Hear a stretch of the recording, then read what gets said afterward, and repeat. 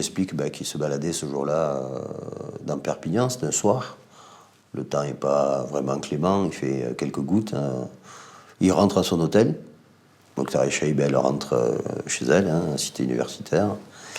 Elle est sur l'autre trottoir, il traverse le trottoir, et puis là, les choses s'enchaînent. Il la menace d'une arme, d'un couteau en l'occurrence. Il la contraint à le suivre dans un endroit un peu plus isolé, puisque là, elles sont dans la rue. Et puis voilà, et puis il l'oblige ensuite à avoir un certain nombre de gestes sur lesquels je ne m'étendrai pas aujourd'hui.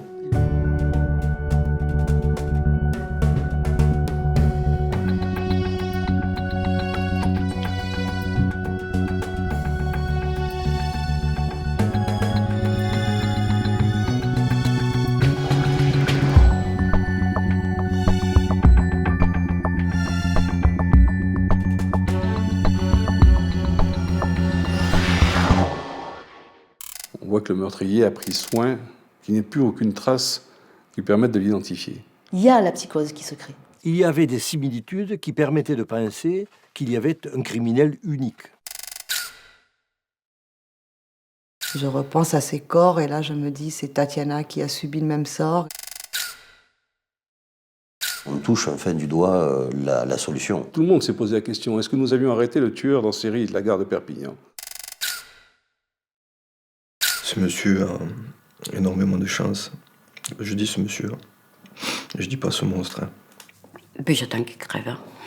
Quelle que soit la vérité, aussi difficile soit-elle, je préfère savoir la vérité.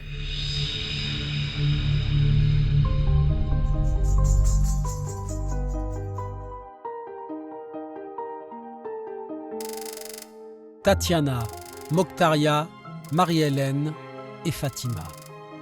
4 femmes brunes, belles et jeunes, disparues l'une après l'autre dans un même périmètre, le quartier de la gare de Perpignan. Une enquête tentaculaire, un casse-tête pour les policiers. Des dizaines de suspects, des espoirs déçus et un dénouement inespéré, 20 ans plus tard, grâce à une trace ADN. Un dénouement partiel, car l'affaire des disparus de la gare conserve aujourd'hui encore une part de mystère. Avec Imen Gouali, nous avons décidé de retrouver ces protagonistes et d'analyser avec eux les conséquences et les répercussions de ce dossier hors norme. France Bleu Roussillon, les infos avec vous, Cyril Manière. Jacques Ranson avait déjà avoué le meurtre de Mokhtaria Chaïb, une étudiante, elle aussi, mutilée en décembre 1997. En garde à vue depuis hier à Perpignan, il a donc reconnu être l'auteur de ce second meurtre, celui de Marie-Hélène Gonzalez. Tout commence le dimanche 24 septembre 1995. Tatiana Andujar, 17 ans, vient de passer le week-end avec des amis à Toulouse. Ses parents attendent son retour le dimanche soir. Mais Tatiana ne rentre pas. Le lundi matin, il signale sa disparition à la gendarmerie. Les gendarmes retrouvent des témoins qui l'ont aperçue dans le train du retour. Tatiana est donc rentrée à Perpignan le dimanche soir à 19h30. Puis, plus rien. Elle a voyagé avec un jeune militaire qui s'appelle David, un caporal-chef. Ils se sont même fait un petit bisou devant la gare. Il y a des témoins qui les ont vus, qui les ont trouvés très mignons, en train de se dire au revoir, de s'échanger les coordonnées téléphoniques. Et de là, plus rien. Elle prend la rue Ribert, qui est juste à 50 mètres de la gare, pour aller vers le café Figuère faire du stop, où tous les étudiants de Perpignan font du stop. Mais au café Figuère, personne ne se souvient avoir vu Tatiana ce soir-là. L'adolescente s'est volatilisée en sortant de la gare. Les semaines passent et toujours aucun signe de vie. Une information judiciaire est ouverte pour enlèvement. Le juge reprend les témoignages un à un, en vain. En mai 1997, 1 an et demi après la disparition de Tatiana, un non-lieu est prononcé. Les recherches sont abandonnées. Marie-Josée Garcia, qui était Tatiana ? Tatiana était une jeune, très jolie fille, très souriante, très sociable, très rieuse, pleine de vie. Elle aimait danser, elle aimait chanter, elle aimait vivre. Lorsqu'elle disparaît, quelles hypothèses vous envisagez ? Dans un premier temps, moi je sais que c'est grave. Je sais que c'est grave parce que je connais ma fille. Je sais que c'est grave parce que Tatiana nous appelait pour nous dire « je rentre, je ne rentre pas, tout va bien ». Donc je comprends dès lundi midi que c'est grave. Quelle est votre réaction quand ce non-lieu est prononcé? Je rentre dans une colère terrible parce que pour moi, un sentiment d'abandon de la part de la justice qui nous abandonne, mais qui surtout abandonnait ma fille. L'enquête sur la disparition de Tatiana Andujar est donc classée. 6 mois plus tard, le 21 décembre 1997, on retrouve le corps d'une autre jeune fille sur un terrain vague de Perpignan. Très vite, elle est identifiée. Elle s'appelle Mokhtaria Chaïb, elle a 19 ans. On retrouve ce corps, je vous dis, exposé. Alors avec des coupures, des ablations, complètement dénudé, exsangue, c'est-à-dire aucune trace de sang. Il y a plusieurs coups de couteau dans le cœur, une lame fine. Les découpes corporelles sont précises, on dira chirurgicales. L'autopsie révèle que la jeune fille a été vidée de son sang et de ses entrailles. Ses seins et ses organes sexuels ont été amputés après sa mort. Un meurtre sauvage, barbare, insoutenable pour la famille de Mokhtaria.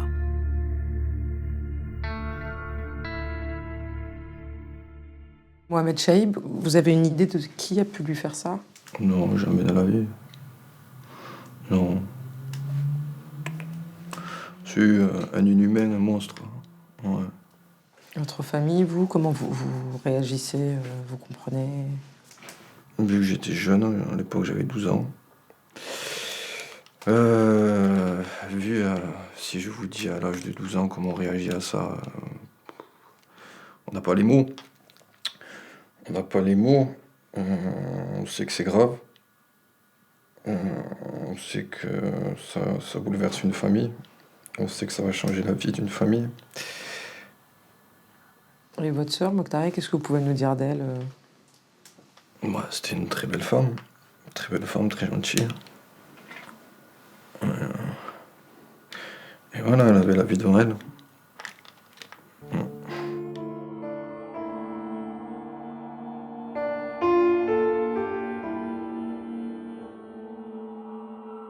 Les policiers ratissent le quartier. Ils retracent l'emploi du temps de Mokhtaria le soir de sa disparition. Elle était chez un ami. Elle l'a quitté vers 22h30 pour rentrer chez elle dans sa nouvelle chambre universitaire. Mokhtaria est partie à pied. Et fatalement, en partant du domicile de son copain qui était près de l'avenue de la Gare, logiquement, il fallait qu'elle passe, comme Tatiana, rue Courteline. Donc c'est sur ce trajet qu'elle a été enlevée ou qu'elle est montée en stop avec un automobiliste qui l'a donc tuée, dépecée, et ensuite l'a ramenée sur le trajet, sur son propre trajet. Les policiers sont persuadés que pour avoir découpé le corps avec une telle précision, l'auteur pourrait être un chirurgien, un vétérinaire ou un boucher.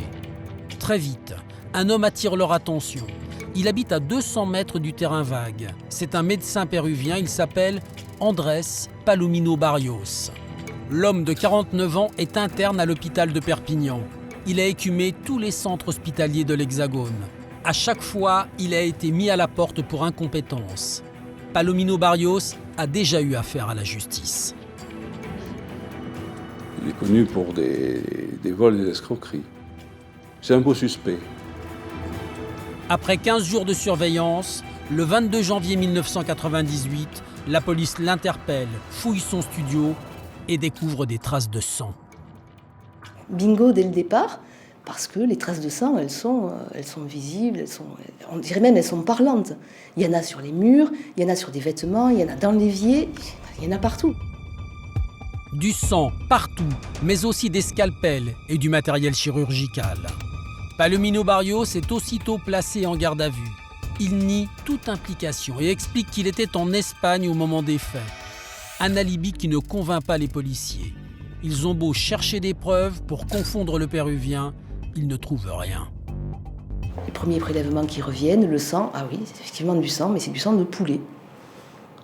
Sur ses pulls, sur des vêtements à lui, son propre sang, parce qu'il s'essuyait quand il se rasait et qu'il se coupait avec ses affaires, et sans les laver, ses affaires derrière. Donc forcément, il y avait toutes ces taches, toutes ces traces, et il y en avait partout. Un revers pour les enquêteurs qui restent pourtant persuadés de tenir leur coupable. Palomino Barrios est donc maintenu en détention provisoire et attend d'être fixé sur son sort.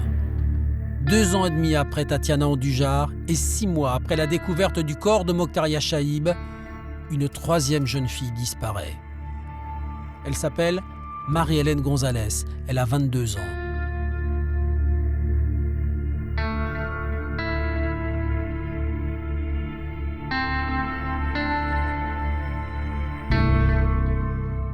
Concepción González, votre fille a disparu le 16 juin 1998. Oui. Elle m'a téléphoné comme quoi elle arrivait avec le train de 9h. Et justement, moi, je travaillais, je n'ai pas pu aller la chercher. Elle m'a dit, ne t'inquiète pas, maman, je me débrouillerai. Comme je sais qu'elle était... elle s'est débrouillée par elle-même. Et j'avais toujours confiance, donc je ne me suis pas inquiétée. À 10h, je suis arrivée et j'ai demandé à mon mari si Marie-Hélène était rentrée. Il m'a dit non. J'ai pris ma voiture, je suis partie à Perpignan et j'ai rôdé tout Perpignan pour voir si je la trouvais ou à quelque part devant un café. Ou j'ai rôdé toutes les avenues et je n'ai pas trouvé. Les policiers retracent l'itinéraire de Marie-Hélène. Elle serait arrivée en gare de Perpignan à 21h. Ensuite, elle a probablement fait du stop, comme à son habitude. C'est-à-dire exactement ce que devait faire Tatiana. Le même trajet, au même moment et avec la même intention. Les enquêteurs reprennent immédiatement le dossier de Tatiana Andujar, disparue presque 3 ans plus tôt. C'est alors qu'un chiffonnier fait une découverte macabre près de la sortie du péage de Perpignan. Il découvre une partie du corps. Je dis une partie du corps parce que le cadavre, il manque la tête, les poignets, elle a été éviscérée. Ce cadavre, c'est celui de Marie-Hélène Gonzalez, retrouvée 10 jours après sa disparition.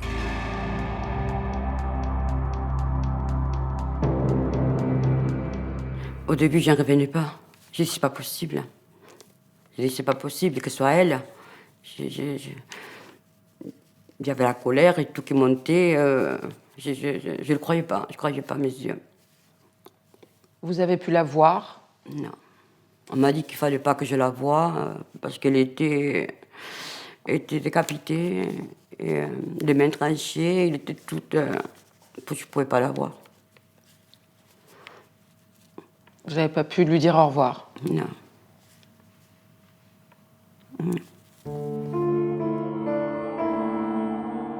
Les enquêteurs en sont persuadés, c'est le même homme qui a tué Mokhtaria et Marie-Hélène. Le corps n'a pas de tache de sang, donc apparemment exsangue. Il est dénudé, complètement dénudé, comme Mokhtaria. Et alors la constante aussi entre l'affaire Mokhtaria et l'affaire de Marie-Hélène, on voit que le meurtrier a pris soin qu'il n'y ait plus aucune trace qui permette de l'identifier.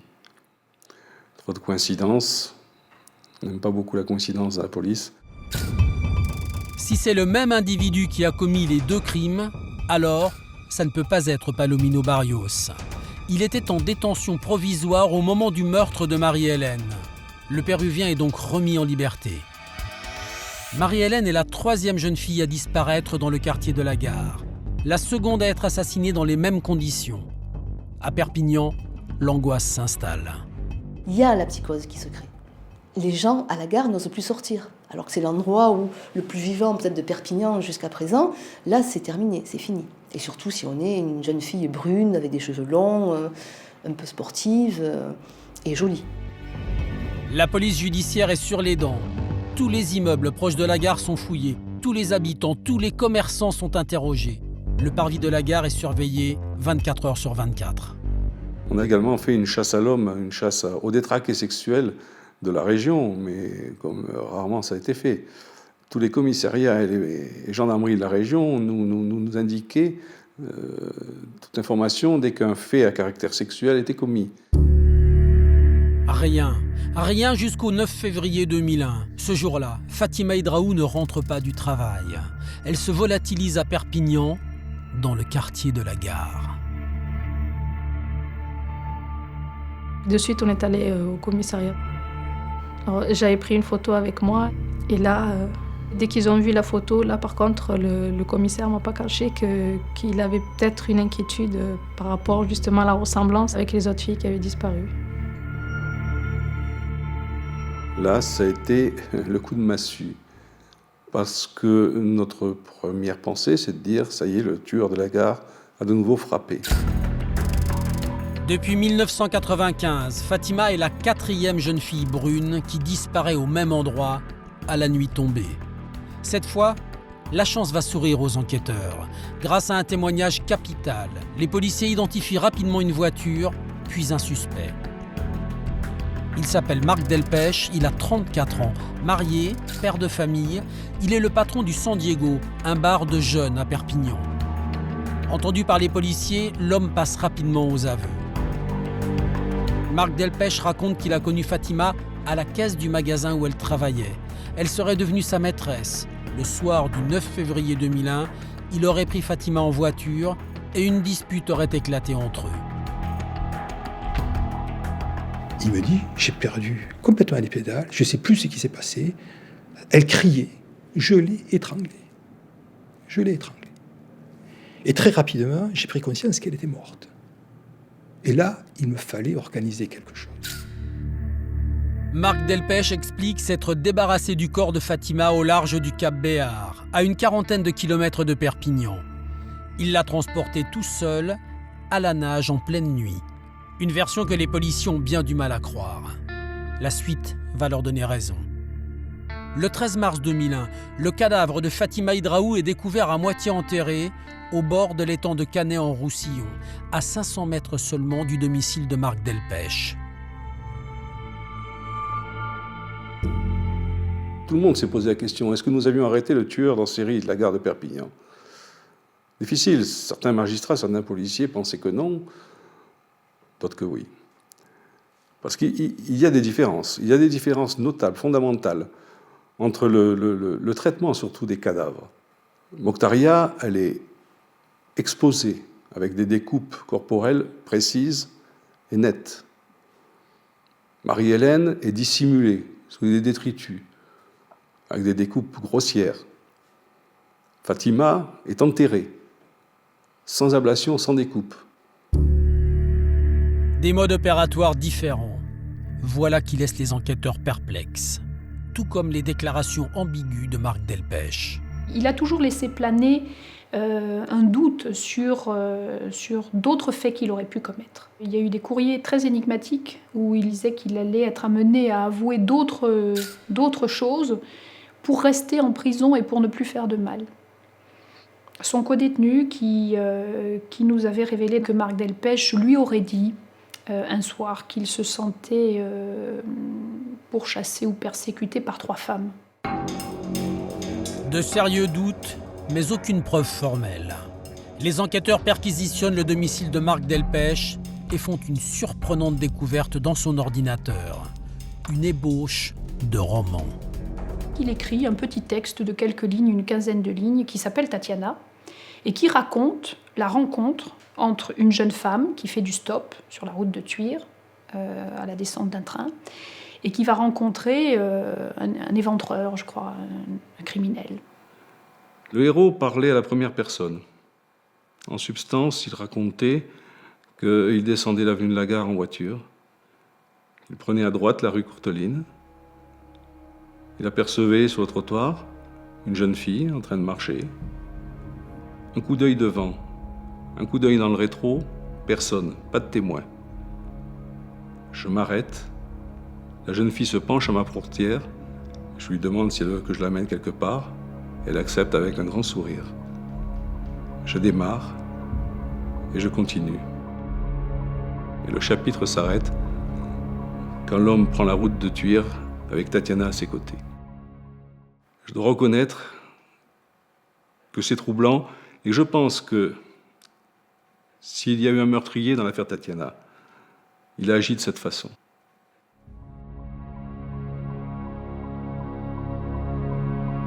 J'entends parler de Marc Delpech lors de son arrestation pour le meurtre de Fatima. À l'époque, c'était vraiment, on recherchait un serial killer, quelqu'un qui aurait fait disparaître toutes les jeunes filles. Donc peut-être, je me dis, peut-être que c'est lui aussi pour Tatiana. Puis, au bout de quelques jours, on retrouve dans les affaires de Tatiana une affiche du San Diego, donc, qui est le café que Marc Delpech avait en gérance. Et là, c'est un sentiment de panique terrible parce que je me dis, si Tatiana avait cette affiche dans ses affaires, c'est qu'elle allait au San Diego et c'est qu'elle a certainement croisé Marc Delpech.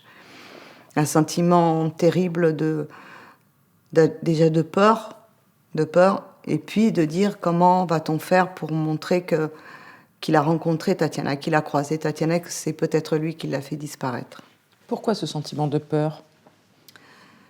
Peur parce que quelque part, on a quand même ce tout petit espoir de dire peut-être qu'elle est dans une secte, peut-être que effectivement elle est partie au bout du monde et qu'un jour, voilà, on a toujours quand même ce petit espoir, même s'il est minime. Et là, lorsqu'on arrête Marc Delpech et qu'on fait le lien avec l'affiche qu'on a retrouvée de Tatiana, qu'on découvre chez Delpech une esquisse de roman qui parle de Tatiana, là, on se dit que c'est lui. Et là, on se dit, c'est fini, on ne verra plus Tatiana.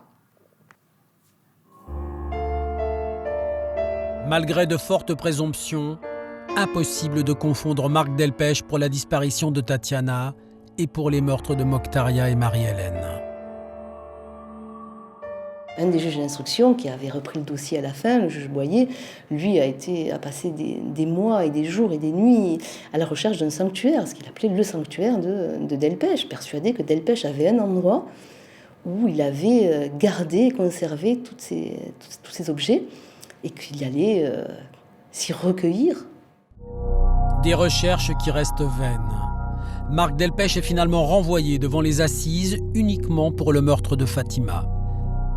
Le procès permet d'établir avec certitude que Fatima et Marc Delpech n'ont jamais été amants. La jeune femme a en réalité été étranglée après avoir été violée. En juin 2004, Marc Delpech est condamné à 30 ans de prison, assorti d'une peine de sûreté de 20 ans, un verdict confirmé en appel 1 an plus tard.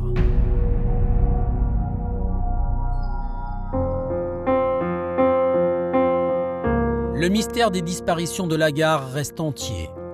L'ombre du tueur en série hante toujours Perpignan. Les meurtres de Mokhtaria et Marie-Hélène sont toujours impunis et le corps de Tatiana reste introuvable.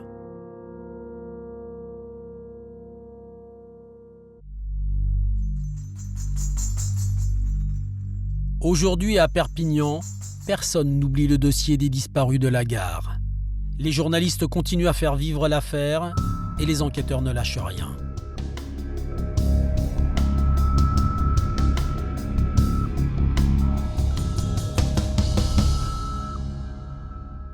José Belmonte, cette affaire, elle a feuilletonné pendant 20 ans. Et il y a plusieurs générations de policiers qui ont travaillé dessus. C'était important de ne pas lâcher l'affaire. Effectivement, tous les enquêteurs qui sont restés donc, avec moi, nous avons toujours travaillé sur ces dossiers et nous n'avons jamais voulu lâcher cette affaire-là. Nous nous sommes dit qu'un jour ou l'autre, on aura un nom ou des noms. C'est les nouveaux enquêteurs qui sont arrivés, quand nous sommes partis, nous leur avons dit voilà, on vous transmet le dossier, surtout ne laissez jamais tomber, faites-le en priorité, travaillez en priorité dessus, travaillez tous les jours. Travailler pour traquer la vérité, c'est aussi la mission d'Étienne Nicolo. Depuis 20 ans, il est l'avocat des 4 familles des disparus de Perpignan. Étienne Nicolo, comment êtes-vous arrivé dans cette affaire ? Alors, de façon indépendante, chaque famille de victimes, au fur et à mesure des crimes qui étaient commis ou des disparitions qui survenaient, m'ont contacté. Une seule de ces 4 affaires a été résolu. Quelle est votre priorité le temps passant? Il faut faire en sorte d'abord qu'il n'y ait pas prescription des faits.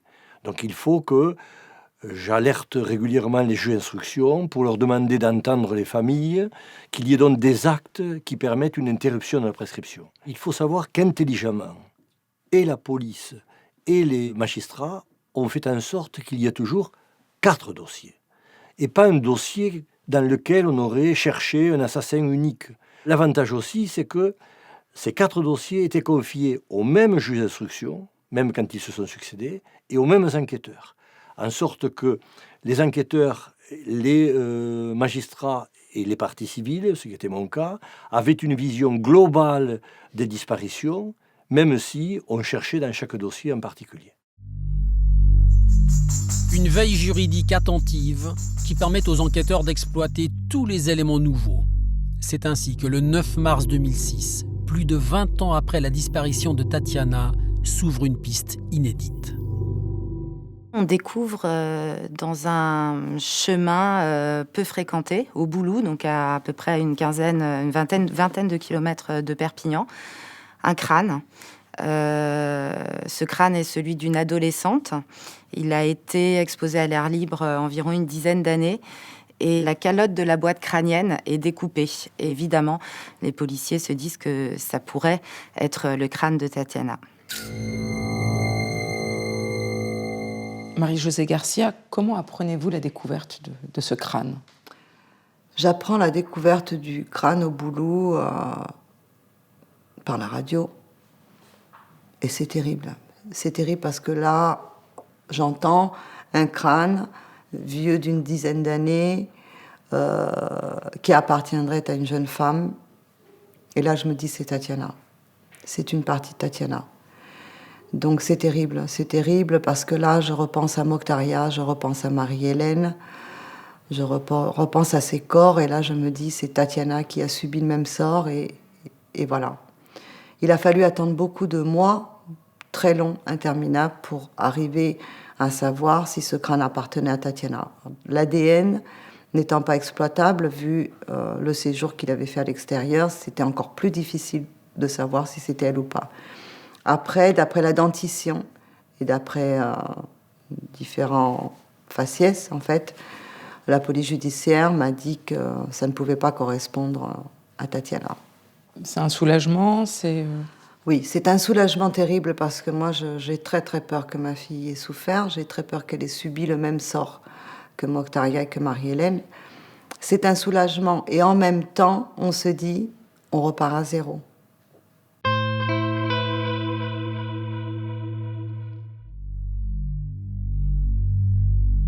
Les policiers ont les indices prélevés sur les corps et les scènes de crime pour élucider les meurtres de Mokhtaria et de Marie-Hélène.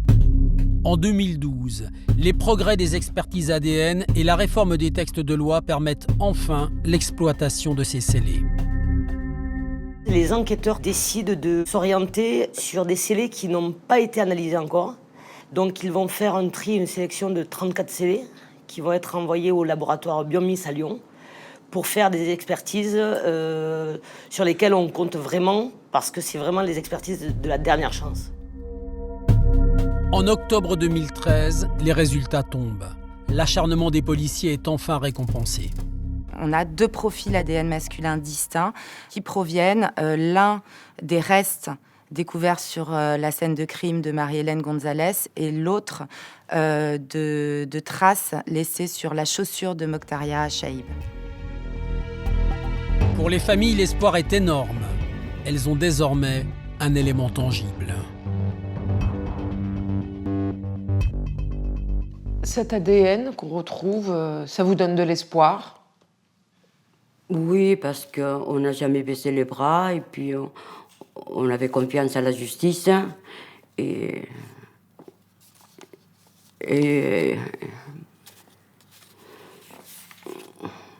puis... Toutes ces années, comment vous les avez vécues? Vous avez été aidée? Non. On a eu beaucoup de souffrances, toute la famille.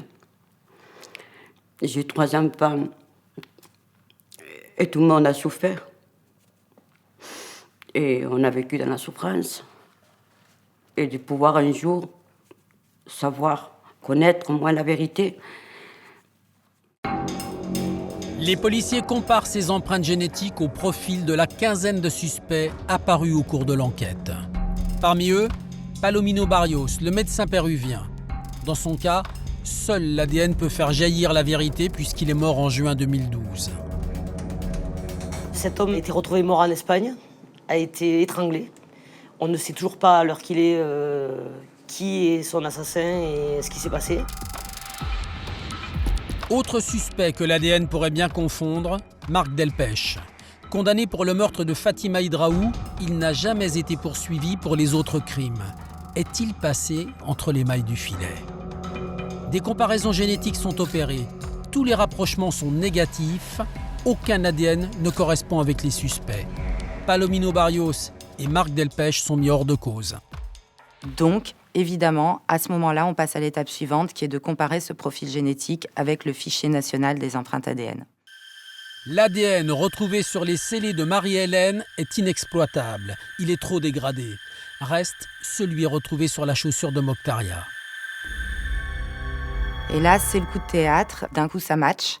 Et les enquêteurs réalisent que ce profil génétique correspond à celui d'un homme qui a été fiché pour agression sexuelle et qui s'appelle Jacques Rançon. C'est quelqu'un qui est passé, on peut dire, à travers les mailles du filet. Même si on s'apercevra assez rapidement que pas vraiment, qu'il a quand même un passé judiciaire assez lourd et un parcours de prédateur. C'est en Picardie, sa région natale, que Jacques Rançon débute son parcours criminel. En 1974, il a tout juste 14 ans lorsqu'il agresse une adolescente de son village. Jacques Rançon lui a sauté dessus, il a tenté de l'étrangler, elle a crié, une voisine est arrivée, son père est arrivé, et Jacques Rançon a pris la fuite, le père de la jeune fille l'a rattrapé, il l'a emmené jusqu'à la gendarmerie après lui avoir collé une bonne raclée, et finalement la famille n'a pas porté plainte, donc l'affaire en est restée là.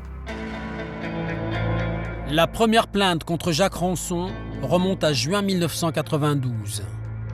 Elle est déposée par une jeune femme de 20 ans qui rentrait de discothèque et elle est sur la route et Jacques Rançon lui fait une queue de poisson et il l'emmène dans un chemin isolé.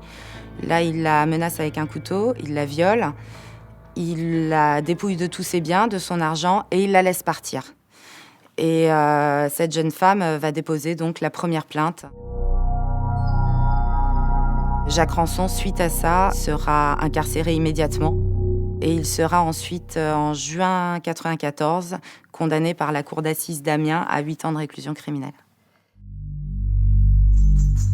Une fois libéré en 1977, Jacques Rançon veut prendre un nouveau départ, loin de sa région natale. Il décide de venir dans le sud. Explique-t-il au hasard. Il prend un train et il arrive dans la ville le plus au sud de France, qui est Perpignan.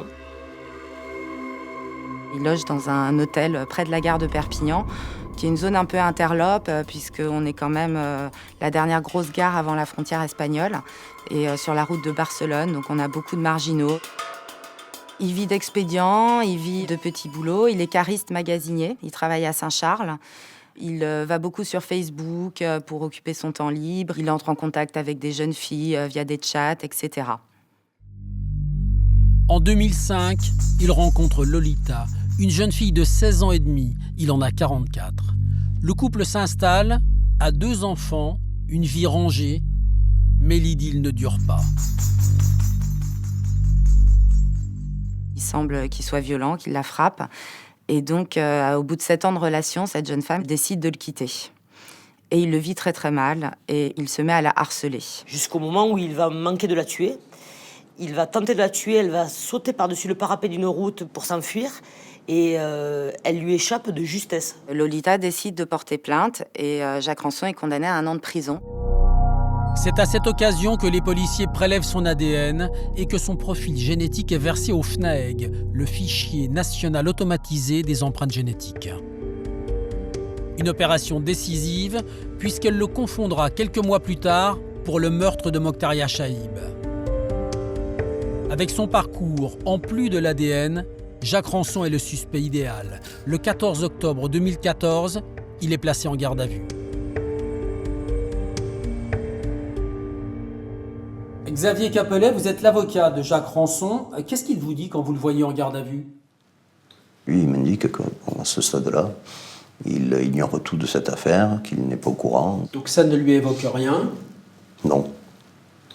On le remet dans sa cellule de garde à vue. On le remet dans sa cellule, donc au repos, et je m'en vais. Et on vous appelle dans la nuit. On me rappelle quelques heures plus tard, effectivement, m'indiquant que mon client souhaite faire des déclarations. Et comment ça se passe, là? Il est assez évasif, d'abord. Il essaye de rassembler ses souvenirs. Ce sont des faits anciens qu'il a essayé d'oublier. Il donne les grandes lignes. Il explique qu'il se baladait ce jour-là dans Perpignan. C'est un soir.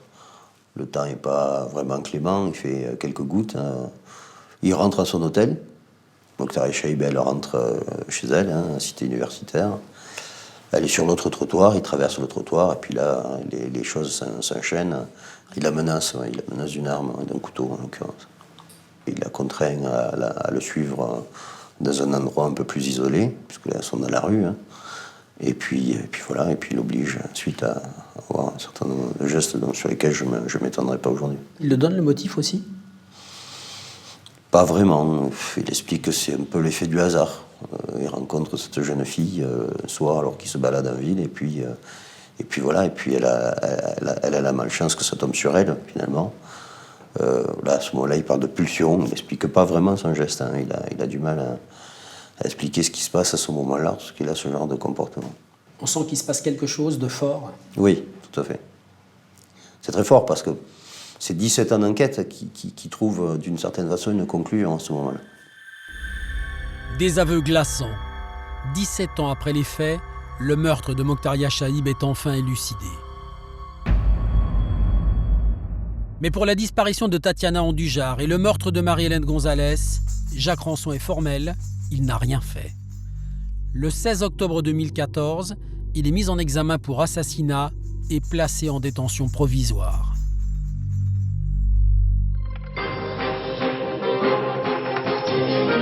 À la une aujourd'hui, les aveux du suspect dans l'affaire des disparus de Perpignan. Pour le moment, il n'a reconnu qu'un viol et un assassinat, celui de Mokhtaria Chaïb.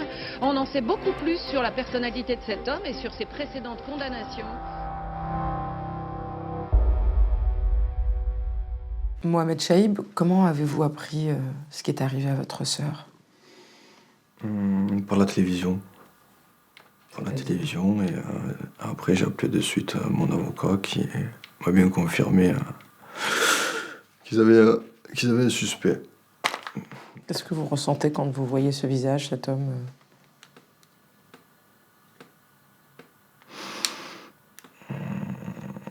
Déjà un bien-être, ça fait du bien, ça enlève quelque chose.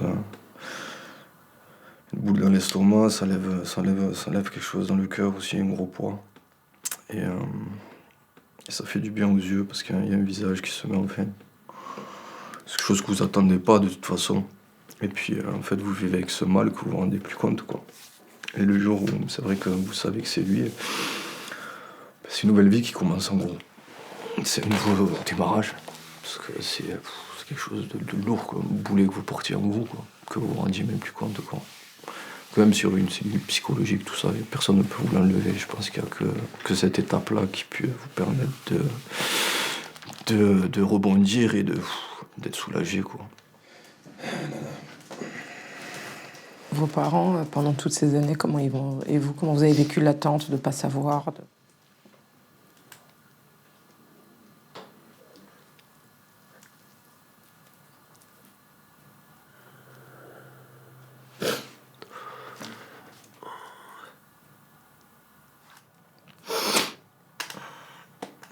Il a démoli mon père. Mon père, ça l'a démoli, ça. Parce que je peux comprendre. Ça peut que vous démolir, de toute façon. Moi, je me mettrais à sa place. J'ai une fille, lui arrive ça, je pense que ma vie, elle est foutue, quoi. T'as plus le goût de la vie après. C'est pas possible. C'est pas possible. Et vous? Moi, je me suis détruit. Pendant pas mal d'années, je me suis détruit. C'était pas la solution.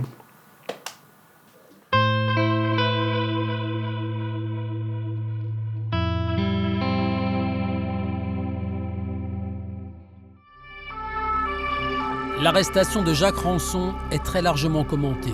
Sa photo s'étale dans tous les journaux et ce visage réveille de douloureux souvenirs chez une femme. Une jeune femme, enfin une femme à ce moment-là, qui a 36 ans, le reconnaît, notamment à travers le sourire un peu carnassier de Jacques Rançon, qui a une dentition en particulièrement mauvais état.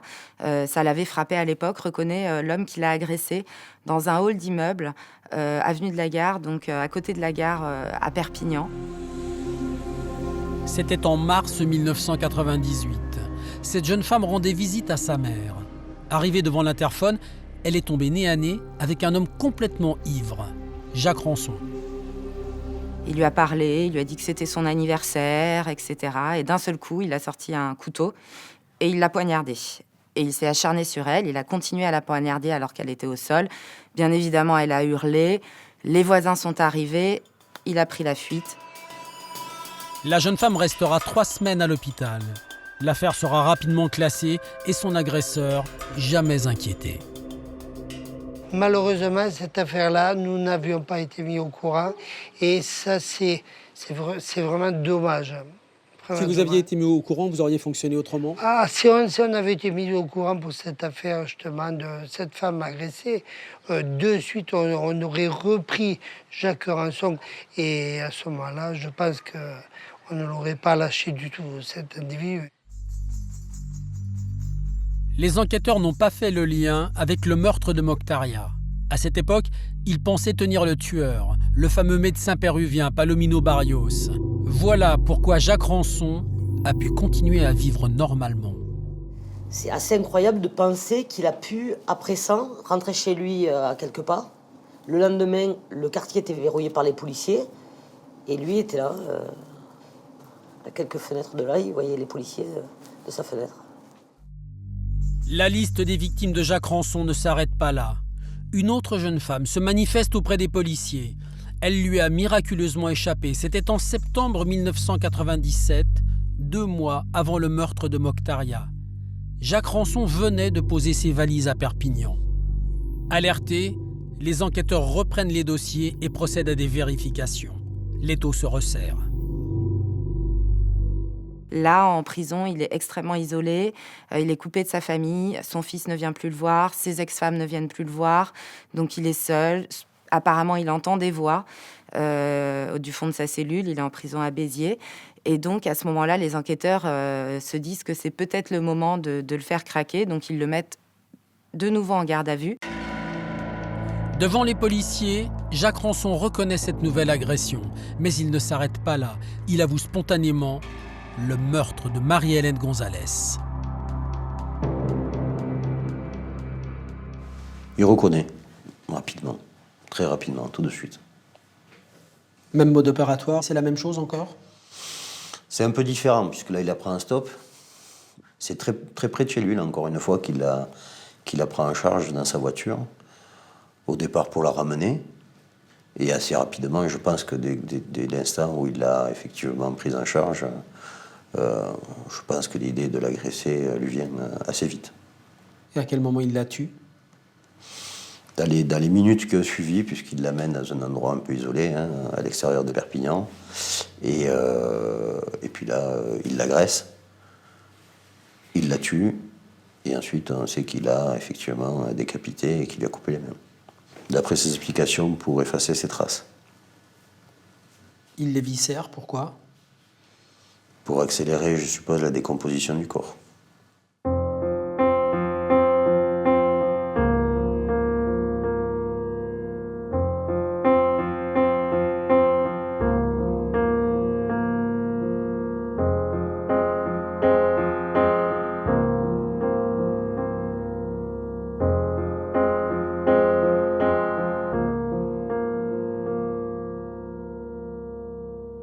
Ça me fait un soulagement qu'enfin on peut connaître la vérité au bout de 18 ans.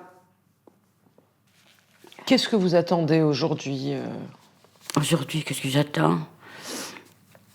Ben, j'attends qu'il crève. J'attends qu'il aille pourrir en prison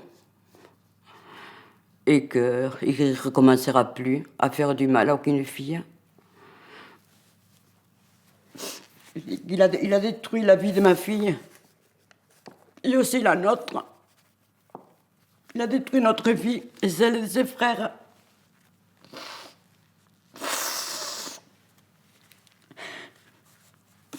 Et pour nous, on va vivre le restant de notre vie avec l'image et le nom de celui qui a enlevé et assassiné notre fille. Qu'elle n'a rien demandé, juste rentrer chez elle, rentrer chez ses parents.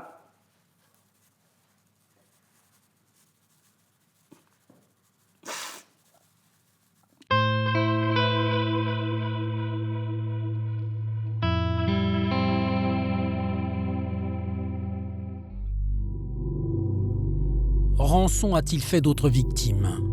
La liste pourrait-elle encore s'allonger? D'autant que son parcours contient des zones d'ombre. Où était-il entre 1998 et 2005? Pourquoi arrête-t-il de tuer après le meurtre de Marie-Hélène? Je pense qu'il est possible que Jacques Rançon ait, dans d'autres départements, commis d'autres crimes. Je pense d'ailleurs qu'aujourd'hui, nombre d'enquêteurs dans d'autres départements vérifient si Rançon n'est pas passé dans le coin, si il n'y a pas une convergence ou une similitude avec les crimes de Perpignan. Qu'est-ce qui vous fait penser ça? Je sais que les enquêteurs dans d'autres départements font des vérifications. C'est pas parce qu'ils font des vérifications qu'il y a forcément quelque chose. Non, mais on peut imaginer aussi que Rançon ne s'est pas du jour au lendemain arrêté de commettre des crimes alors qu'il était sur une trajectoire dans laquelle il n'hésitait pas à agresser systématiquement des femmes et à les tuer si elles résistaient. On peut partir aussi du principe qu'il n'a strictement rien fait. Et d'ailleurs, j'attends qu'on me dise ou qu'on me montre des victimes. Parce que pour qu'il puisse être accusé de quelque chose, encore faut-il qu'il y ait des victimes. À lui, vous lui avez forcément posé la question. Bien entendu. La réponse? La réponse, je la garde pour moi, puisque c'est entre lui et moi. Il nous cache encore des choses? Je ne peux pas vous répondre. Si lui vous disait j'ai tué telle personne à telle époque, qu'est-ce que vous devez faire en tant qu'avocat? Rien. Vous êtes obligé de le dire, de le révéler? Je pense pas.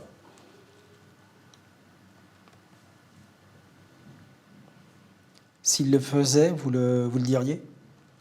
Je ne sais pas ce que je ferais s'il me le disait. Très sincèrement, je ne sais pas. Il vous l'a dit? Je ne vous répondrai pas à cette question.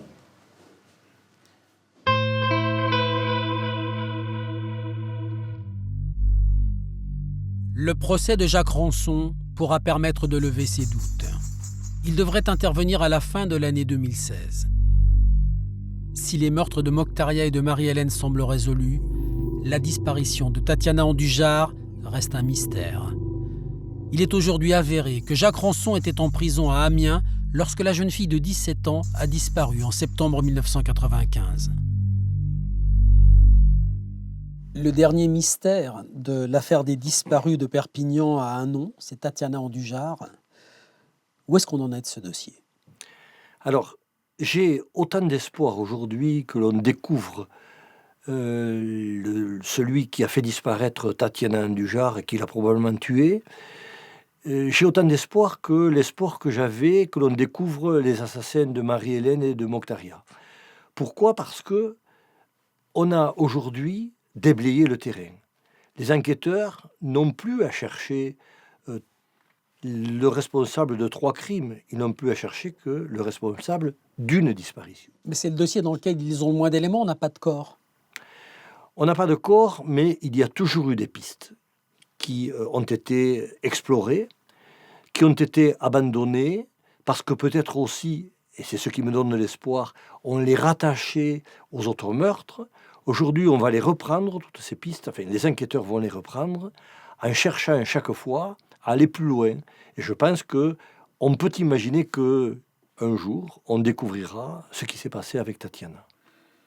J'espère vraiment qu'un jour, on aura une réponse, qu'on sera soulagé, quelle que soit la vérité, aussi terrible soit-elle, c'est de toute façon mieux que d'attendre comme on attend sans avoir de réponse. Parce que dans notre cas, dans mon cas, je passe des nuits à imaginer ce qu'a pu subir ma fille. Et On imagine tout. Tout ce qu'il y a de pire, on l'imagine. On imagine qu'elle était enlevée, on imagine qu'elle est dans la mafia, on imagine qu'elle est prostituée quelque part, qu'on l'a contrainte à se prostituer, on imagine qu'elle est dans une secte, on imagine qu'elle est séquestrée quelque part, on imagine qu'elle est morte, on imagine tout. Et ça, c'est terrible. Donc, quelle que soit la vérité, aussi difficile soit-elle, je préfère savoir la vérité. Aujourd'hui, comment allez-vous ? Je m'efforce d'aller bien pour mes enfants, parce qu'ils sont ma raison de vivre.